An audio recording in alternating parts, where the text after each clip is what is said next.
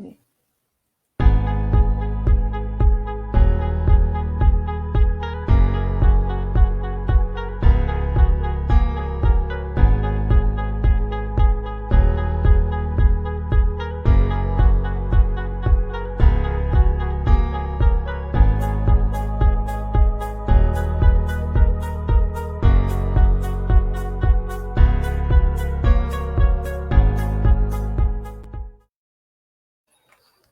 Olá, Live Lovers, tudo bem? Estamos aqui para mais uma conversadoria, sempre com pessoas interessantes. Você já conheceu alguma ativista? Alguém assim que pensa em salvar as baleias, em cuidar para um mundo melhor? Então, você vai conhecer hoje a Bárbara Veiga, que é a minha convidada e que faz isso. Oi, Bárbara, bem-vinda. Olá, Rose, um prazer estar aqui com você. Obrigada pelo convite. Tudo bom? Tudo ótimo, tudo ótimo. Com saúde. Com certeza. Com energia, com vontade de fazer mudanças reais acontecerem no mundo. Quando você achou que podia ser um agente efetivo dessa mudança? Esse foi um processo que foi acontecendo aos poucos, né? Eu me lembro com 14 anos de idade, fazendo limpeza de praia no Rio de Janeiro, onde eu nasci. Acho que quando eu me deparei diante de praias tão bonitas, com a quantidade de lixo tão imensa, foi quando eu senti que eu precisava fazer algo mais. Então, foi nesse momento, assim, já muito nova, e já muito preocupada com o futuro da nossa vida, né? E isso mexia muito comigo. Então, eu acho que foi essa sensação mesmo, assim, de entender que coletivamente eu poderia, junto com amigos, fazer uma limpeza de praia e talvez educar as pessoas, né? E aí, a partir disso, eu senti que eu precisava agir de uma forma mais ampla, com mais vozes. E esses grupos, eles foram aumentando, até ter 200 pessoas. E eu senti necessidade de trabalhar internacionalmente e expandir um pouco o meu trabalho. Foi quando eu comecei a voluntariar ainda adolescente para o Greenpeace e fiz várias missões até, enfim, sair da minha cidade natal, rodar até a Amazônia e daí perceber que o céu era o limite. Como foi sair do país com essa questão de ser ativista e defensora do meio ambiente? Você escolheu primeiro algum tema, tipo, vou defender a Amazônia, e depois disso você cresceu para a coisa dos mares e lixo e tudo? Ou você é abrangente? Porque eu sei que você é uma menina do mar. Sim, sou totalmente do mar. Por ter nascido numa cidade do mar, por ter morado no mar por muitos anos, literalmente no veleiro. Mas a minha causa começou com a relação do descarte, explorando esses lugares tão bonitos, tão pristinos, e aí ver esse descarte e me incomodar muito. Então, assim, esse foi o meu primeiro desconforto, eu diria assim.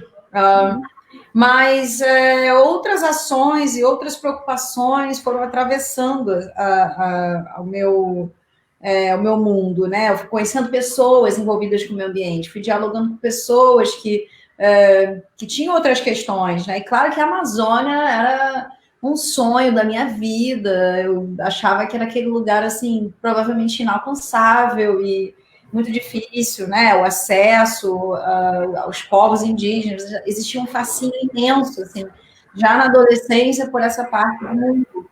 Então, minha primeira grande campanha embarcada com o Greenpeace foi em 2006, para defender a Amazônia. Então, foi uma experiência bem intensa, porque nós fomos lá para fazer uma ação contra uma empresa norte-americana, que é a Cargill, e aí nessa experiência nós fomos presos e, enfim, uma vida intensa começou aí, a partir daí, né, de entender que o meu engajamento, que o meu ativismo precisava ir até mesmo assim para lugares extremos, né, de colocar a voz para fora, usar o corpo e a câmera para poder comunicar os crimes ambientais, os crimes socioambientais que aconteceram no mundo. A partir disso, eu fui para a minha primeira campanha internacional. Então, eu trabalhei no Caribe, numa campanha para a defesa das baleias, uma comissão internacional baleeira que acontece anualmente, cada ano num país diferente. E lá foi, assim, também muito intenso, porque nessa comissão se discute a quantidade de baleias que podem ser caçadas para fins de pesquisa científica, mas, na verdade, essa carne ela é comercializada. Então, novamente, eu fui presa, fui deportada num país estrangeiro. Então, foi uma sensação muito de perceber assim, uma parte muito hostil do mundo, uma parte de descaso, de abandono, de desrespeito com a terra. E isso mexeu muito comigo. Eu fiquei numa solitária 2 dias, sem ter contato com os meus colegas, tinha até vídeo no YouTube da prisão. Foi uma experiência forte de perceber que o meu ativismo estava ali e precisava mesmo, sabe, seguir adiante com isso, mesmo sabendo que poderiam ter consequências muito duras, como, por exemplo, ficar presa numa solitária, longe dos colegas, num país estrangeiro. Mas, de alguma forma, a minha intuição dizia que esse era o único caminho certo a seguir. E graças a isso, muitas outras aventuras aconteceram na sequência. Quando você fala em ampliar a sua voz, você tem feito isso através de fotografias, de vídeos? Como que você expõe essas questões? Bem, inicialmente, como eu falei, adolescente, comecei como voluntária, então fazia um pouco de tudo.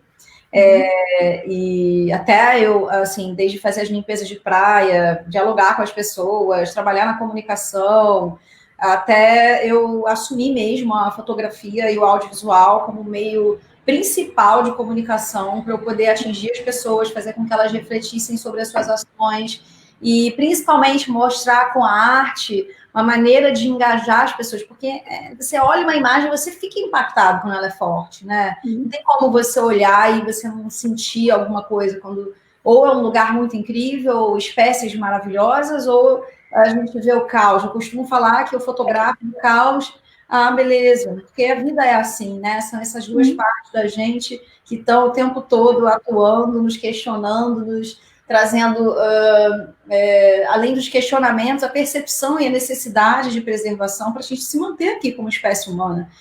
Se o oceano morrer, nós morremos. Se as espécies desaparecerem, vamos ser impactados. Isso aí é inegável. Tem estudos científicos que provam isso.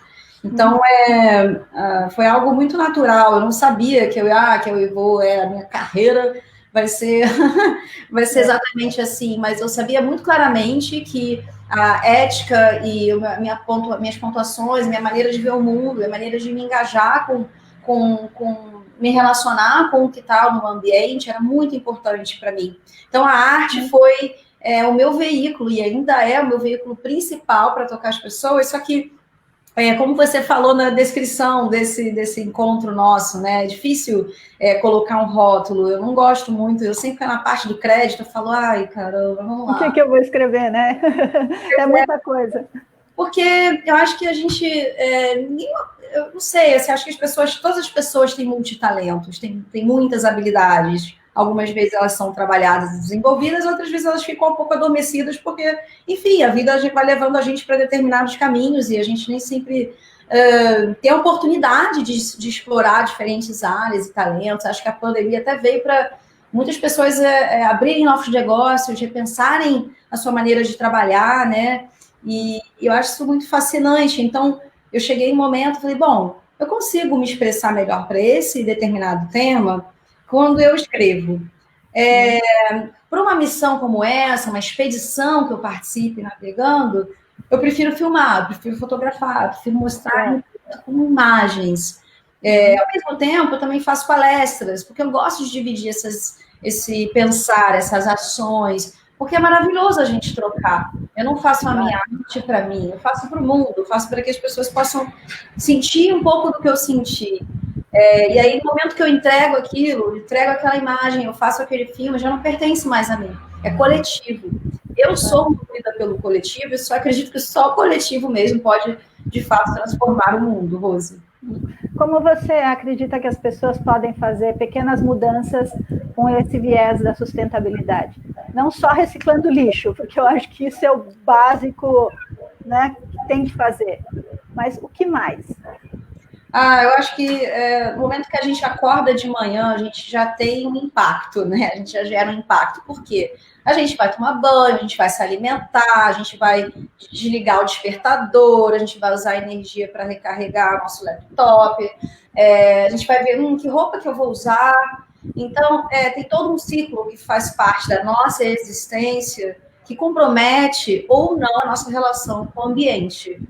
Então, eu acho que está muito atrelado a escolhas muito responsáveis, desde a primeira hora que a gente acorda até ao longo do dia, quando a gente toma as nossas decisões do consumo, até a hora que a gente vai dormir. Então, além da reciclagem, que é uma coisa óbvia, né, que deveria estar óbvia, incorporada, entranhada no nosso DNA para sempre, eu acho que é exatamente isso, a gente entender, assim, qual é a nossa relação com o objeto, com a matéria, a quantidade de impacto que a gente gera, e repensar os hábitos, basicamente. Então, é a forma que a gente se transporta, é a maneira que a gente se relaciona com a Terra. Então, eu diria coisas muito básicas, né? Mas que às vezes as pessoas não têm uma dificuldade mesmo, assim, de incorporar.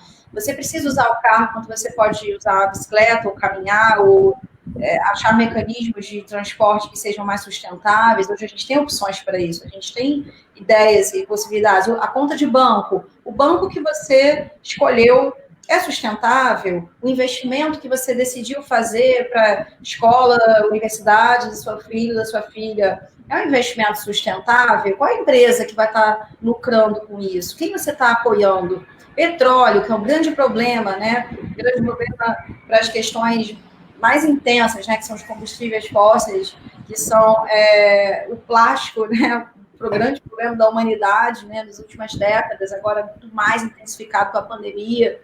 Então, na hora de escolher a sua máscara, qual é a máscara que você vai usar? Vai ser essa que você vai descartar aí para o oceano?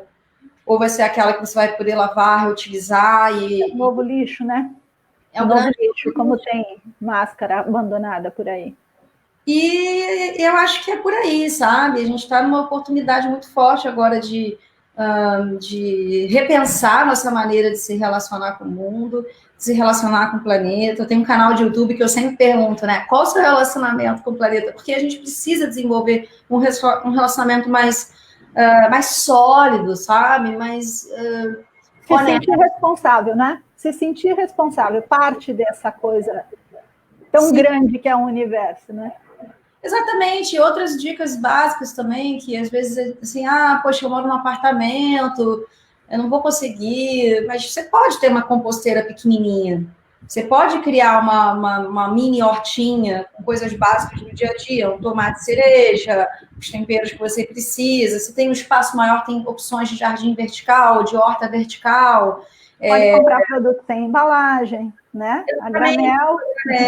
Isso, exatamente. Outro dia mesmo eu fiz minha primeira gravação, que vai ao ar na semana que vem, com a Alice Maia, aqui em Portugal, em Lisboa. Ela é a pioneira para tratar de temas voltados para lixo zero, e ela justamente fala disso, né?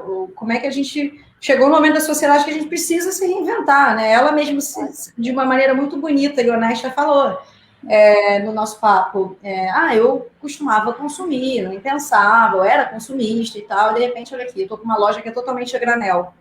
E é muito bonito isso, porque o ser humano ele tem esse potencial de se regenerar. A gente precisa repensar, por exemplo, um outro tópico que você falou, né, como mudar, como fazer, como transformar, a economia. Então, a maneira que você se relaciona com a sua economia, né, é sustentável? Por exemplo, como é que é esse sistema de trocas, de produção local, onde você compra, você apoia o produtor local, você vai num supermercado de grande escala, com vários produtos industriais que comprometem também a terra. Então, poderia falar que horas só sobre medidas que a gente pode tomar, mas é isso. Eu acho que o que normalmente eu falo nas minhas palestras é isso. A gente pode melhorar a nossa relação com coisas muito simples, que vai desde a hora que a gente acorda até a hora que a gente vai dormir. Porque qualquer decisão que a gente tome ela vai ter uma consequência, né? Sempre, Claro. em qualquer coisa. Qualquer palavra que a gente diga tem uma consequência, um gesto, como a gente trata alguém, como a gente cuida da terra, se a gente tem generosidade, se isso brota da gente, isso é tão maravilhoso e positivo que acaba positivamente tocando outras pessoas e fazendo, putz, isso é legal, é possível, eu posso fazer em casa, eu posso ter uma horta comunitária com os meus amigos, a gente posso ter uma garrafinha e levar para todo lugar. E aqui um beijo para minha amiga Maria do Carmo, a minha garrafinha está aqui, da Aldeia Ideias. Sem contar que o calor de hoje sugere mesmo que a gente tenha uma garrafinha sempre à mão, né? Sempre, e é tão prático, sabe? Coloca na bolsa, coloca na mochila, e água que você traz de casa, o que imagina, né? Quantas garrafinhas dessas que são consumidas em poucos minutos e que são descartadas e aí geram mais problema. A gente pode evitar isso com uma coisa muito prática, que é a nossa maravilhosa garrafinha de água ou de suco. Bárbara, você morou num barco? Você estava em Amsterdã antes de vir para Lisboa? Não, eu me mudei para Amsterdã, uma cidade que eu tenho uma relação muito, muito forte, assim, muito bonita. Foi onde eu cheguei por mar pela primeira vez em 2006, embarcada num dos navios do Greenpeace no Arctic Sunrise. Voltei lá muitas vezes, apresentei uma performance minha, que chama Mulher Oceano. E no ano passado eu me mudei para lá e sim, estava morando numa casa-bar muito simpática, até que eu fui para Londres e por uma rápida passagem e fiquei presa na pandemia. Então, na verdade, eu venho de Londres depois de passar 4 meses e meio lá, sem saber exatamente onde é que era a minha casa, e agora Lisboa é a minha base. Que legal, e que bom que a gente se achou. Isso, com certeza. Prazer te conhecer. Fala um pouquinho sobre o seu livro. Você traduz essa experiência toda dos 7 anos nos 7 mares? Sim. Bom, esse aqui é os 7 anos em 7 mares, a minha jornada ao redor do mundo em defesa do meio ambiente. É um livro biográfico que eu escrevi todo à mão, depois eu passei para o computador. São todas as histórias, as aventuras que eu vivi nessa jornada, trabalhando com várias organizações. Então, foi um trabalho que eu realizei com o Greenpeace, com a Sea Shepherd, também morando em veleiro, né? Foram 7 anos mesmo, literalmente. Com muitas histórias, com muitas reflexões e ações. Inclusive, eu relato como é que foram essas prisões dentro do meu processo de ativismo e essa transformação que foi acontecendo ao longo dos anos, né, entre a Amazônia e a Antártica. Para mim, o que foi mais profundo disso tudo, além das histórias, né, de a abordagem de piratas na costa da Somália, ou enfrentar baleeiros japoneses no meio da Antártica, foram muitas histórias assim que mexeram com a minha vida para sempre. Tem como você voltar a mesma pessoa, né? E aí, aqui no meu livro, que todo mundo pode encontrar na Amazon, tem na própria editora Seoman, tem o grupo editorial Pensamento, vocês podem encontrar os 7 anos e 7 mares, que antes de virar um livro, eles foram mais ou menos assim, 60 e poucos caderninhos no total, 50 dessa viagem, especificamente do mar, né? Que eu juntei e eu falei, nossa, eu vou ter que fazer alguma coisa com isso, né? Você tem alguma formação acadêmica? Eu me formei em jornalismo, mas a minha pegada sempre foi artística, né? Eu sou comunicadora, então, assim, o veículo é que vai mudando, mas a minha formação é jornalismo. Os seus pais sempre incentivaram essa sua jornada do meio ambiente ou ficaram com medo de você se lançar por aí? Eu acho que como qualquer pessoa que vê uma coisa que é pouco típica, né? Assim, quem é que vai? Eu tô indo ali para a Amazônia para salvar a floresta, ou tô indo ali para a Antártica para salvar baleias, ou eu tô ali no Mediterrâneo para salvar o peixe-atum que tá em extinção. Então, assim, para as pessoas do coração, né? As pessoas que a gente tem um relacionamento e se preocupam com a gente se preocupa com elas, a gente se preocupa com a gente, sempre gera aquele desconforto, aquela preocupação, né? Nossa, você tem certeza que você vai fazer isso? Como é que vai ser esse negócio e tal? Você vai ficar embarcada, mas você quanto tempo? E aí gerou, assim, uma preocupação, claro, nas pessoas os meus amigos, mas no final, acho que no decorrer dos anos, assim, as pessoas mais queridas foram entendendo que essa é a minha trajetória, sabe? E se eu for embora desse planeta amanhã, eu tenho certeza absoluta que eu dei o meu melhor e que eu me entreguei por completo para realmente, assim, tentar conscientizar as pessoas, aprender também ao longo do processo, porque eu também estou aprendendo, né? Eu não nasci pronta, ninguém nasce pronto, mas eu particularmente não vim de uma experiência familiar que traga o ativismo, a aventura, a defesa da vida, né? Um pouco diferente, mas de alguma forma acho que esse foi o meu caminho mesmo. Então eu acabei recebendo, ao invés de críticas, tanto o apoio de outras pessoas até desconhecidas, sabe? Que vai lá, tá difícil, mas continua, sabe? Que, enfim, eu pensei assim, poxa, é mesmo, eu tenho que continuar, sabe? É o que faz sentido, é o que faz o meu coração ficar pulsante, quando eu vejo uma vitória, um resultado, pessoas que apoiam e que querem somar junto essa corrente. Tanto que eu escrevi Os 7 Anos em 7 Mares, eu voltei para o Brasil, lancei aqui em Portugal também um livro, fiz vários eventos ao redor da Europa, também no Japão, e para mim ficou muito claro que esse é o caminho certo.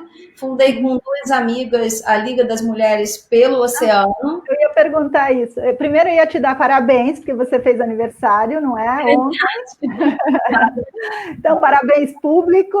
Agradecer a sua generosidade em cuidar do planeta junto com outros abnegados, né?